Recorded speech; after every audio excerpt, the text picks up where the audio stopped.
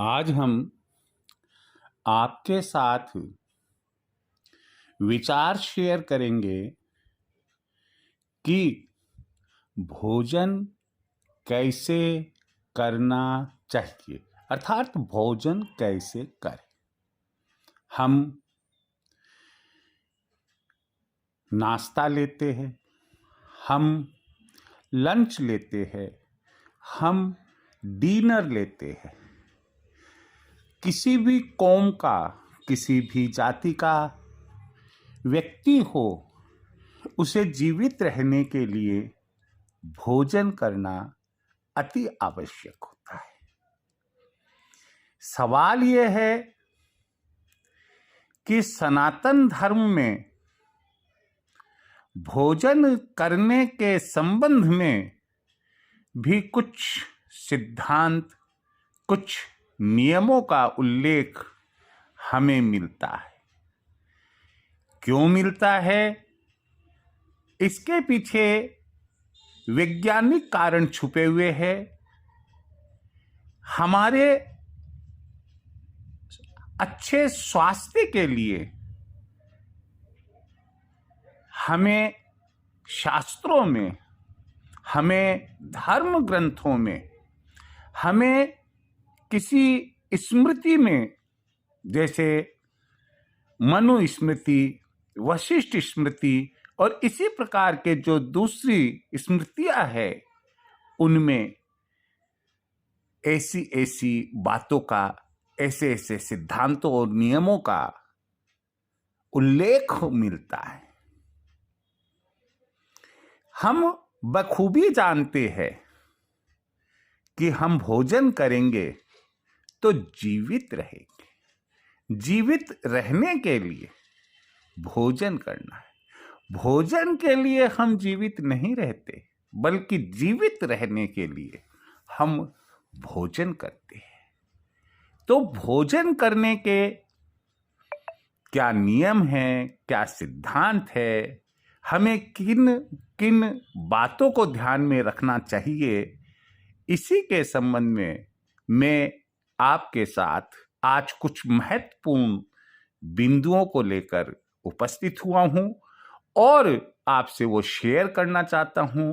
आप चाहे जिस जाति को, धर्म को मानते हो, मुझे केवल इतना ही कहना है कि अगर आप थोड़ा सा भी इन बातों पर विश्वास करते हैं तो निश्चित रूप से आप भोजन, चाहे वो नाश्ता हो, चाहे वह लंच हो, दोपहर का भोजन हो और चाहे वह डिनर हो, आप इन बिंदुओं को, इन बातों को ध्यान में अवश्य रखें। अधिक समय ना लेते हुए अपन अपने बिंदु पर आते हैं। पहला बिंदु है कि जब भी हम कोई सॉलिड ले, सॉलिड का मतलब जैसे हम ब्रेड लेते हैं, जैसे हम दोपहर का भोजन ले रहे हैं, रोटी है, चपाती है, उसमें शाम का भोजन, डिनर ले रहे हैं, तो जो सॉलिड जितनी भी चीज हम ले, हमें पूरब मुखी होकर ही ग्रहण करना चाहिए। दूसरी बात है, चाहे लंच ले या डिनर ले, आपका अपना कोई आसन होना चाहिए। जमीन पर बैठकर भोजन करना चाहिए, आलथी पालथी मारकर भोजन करना चाहिए। और यदि संभव हो तो भोजन की थाली के लिए हमें चौकी या बाजोट, जिसे कि पाटा भी कहते हैं, लकड़ी का होना चाहिए और भोजन को अपने से ऊपर आसन देना चाहिए। भोजन जब पुरुषा जाता है, हमारे सामने जब भोजन आता है तो साथ में जल पात्र भी आता है। हमेशा ध्यान रखिए कि जल जल नहीं बल्कि जल देवता है और देवताओं को हम अपने दाहिने रखते हैं, इसलिए हमें भोजन की थाली के दाहिने जल को रखना चाहिए। हमें हाथ जोड़कर अपने इष्ट का नाम लेना चाहिए। उन्हें पहले मानसिक रूप से जो हमारे सामने पुरुषा गया भोजन है उन्हें समर्पित करें और ये मानकर चले कि आप जिस भी इष्ट को मानते हैं, आप गणेश जी महाराज को मानते हैं, आप विष्णु भगवान को मानते हैं, गणेश आप शिव जी को मानते हैं, आप अन्य किसी देवी देवता को मानते हैं, आप उन्हें याद करें और उनसे कहें कि हे प्रभु, आप ये भोजन जो मेरे सामने रखा हुआ है, जो अन्न देवता मेरे सामने है, आप ग्रहण कीजिए। और उसके बाद आप अन्न देवता को कहें कि हे अन्न देवता, अब मैं आपको ग्रहण कर रहा हूं, मेरे शरीर में आसन प्रदान कर रहा हूं, मेरे शरीर में जाकर अमृत का काम करना। अगला बिंदु है, हमें मौन रहकर ही भोजन करना चाहिए। बीच बीच में बातें करते हुए, हंसते हुए, जैसा कि आजकल का कल्चर है, भोजन नहीं करना चाहिए। कई बार तो ऐसा भी हो जाता है कि हम बातों में इतने मशगूल है कि हमें ये ध्यान ही नहीं रहता है कि हमारा हाथ रोटी के टुकड़े पर गया है या सब्जी के कटोरी में डायरेक्ट चला गया है। कई बार यह भी ध्यान नहीं रहता है कि हमने मिठाई का पीस कब खा लिया है, बातों में इतने मशगूल हो जाते हैं। कई बार बुजुर्गों को या बातूनों को ये कहते सुनते पाओगे आप, चाय खत्म हो गई और फिर 5 मिनट बाद में कहते अरे भाई वो चाय तो आई नहीं अभी तक। फिर मालूम पड़ता कि वो तो बातों में ही पी गए। हमें मौन रहकर भोजन करना चाहिए।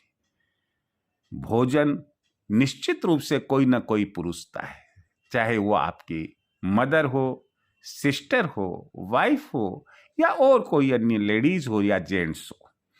कभी भी अगर वो बाएं हाथ से भोजन पुरुष है, प्लीज आप बाएं हाथ से भोजन ना लें।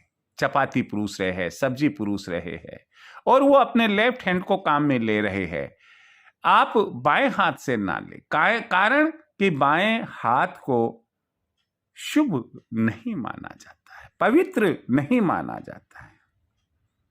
कई बार अगला बिंदु है, कई बार मम्मी से किसी बात पर विचार विमर्श कर रहे थे और विवाद हो गया, आपको गुस्सा आ गया या मम्मी को गुस्सा आ गया। आप हस्बैंड वाइफ रहते हैं और भोजन करने के ठीक पहले आपकी वाइफ को या आपको गुस्सा आ गया।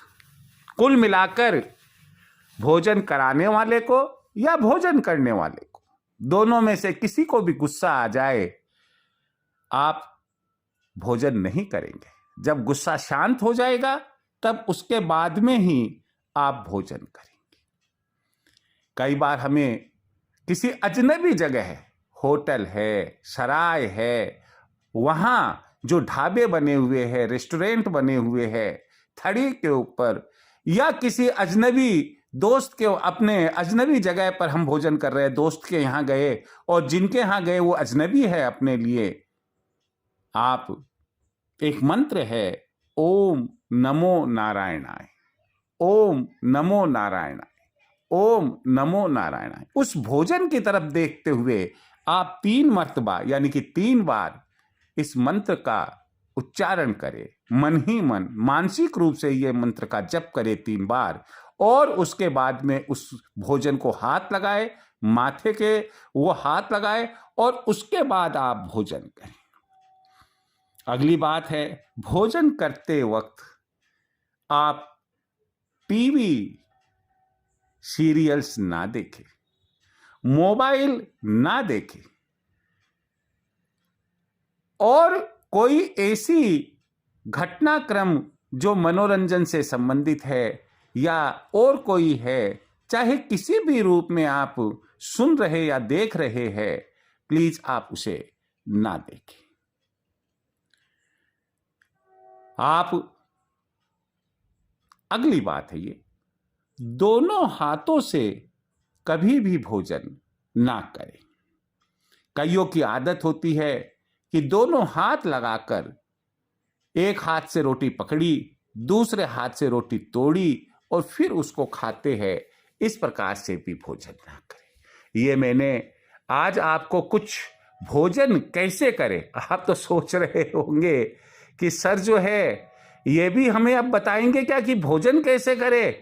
भैया देखिए, पहला सुख निरोगी काया।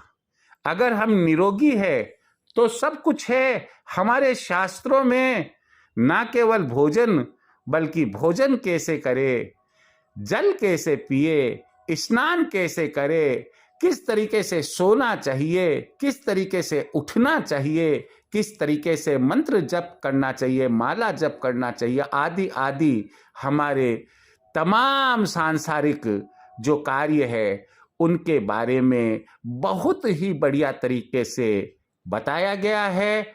मानो तो अनमोल बातें हैं ये, और नहीं मानो तो कंकर के समान हैं। मैं उम्मीद लेकर चलता हूँ कि ये कुछ बातें जो मैंने आपको भोजन से संबंधित बताई है, आप इन पर अमल करेंगे, स्वस्थ रहेंगे, सुखी रहेंगे। जय श्री कृष्ण।